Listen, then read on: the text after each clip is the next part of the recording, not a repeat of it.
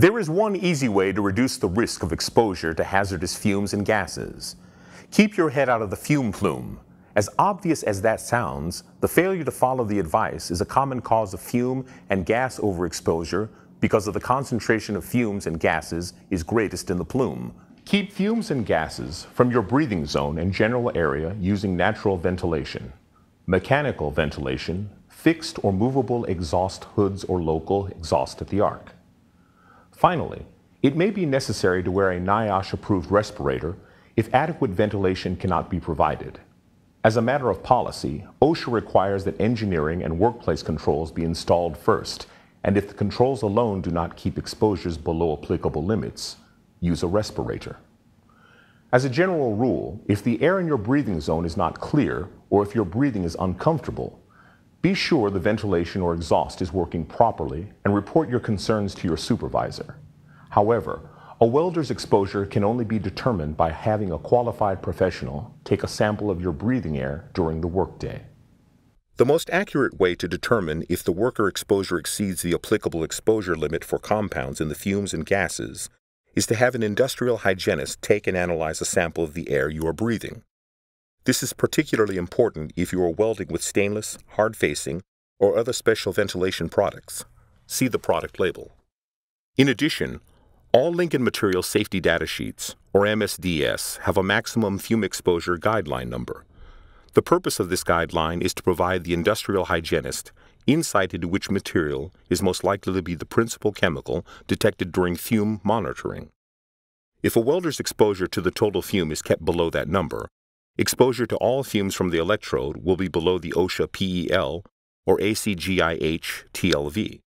The lower the fume guideline number, the better the ventilation must be to control the exposure.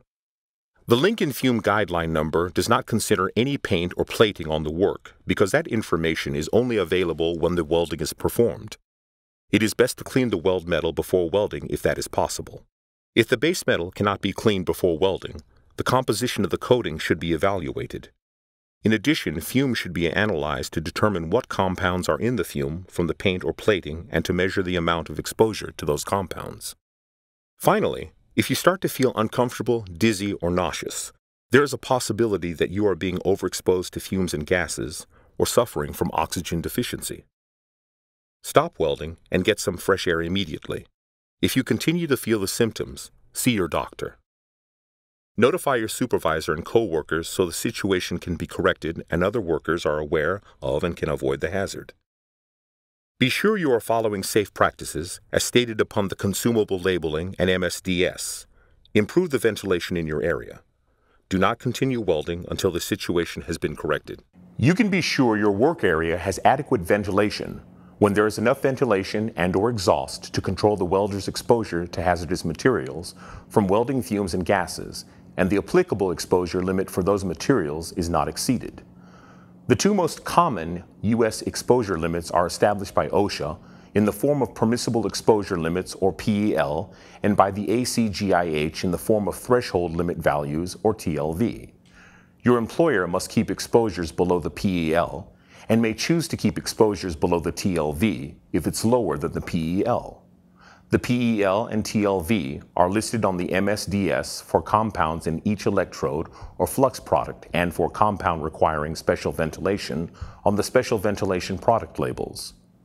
Lincoln also supplies a maximum fume guideline number for total fume, which takes both the PEL and TLV into account.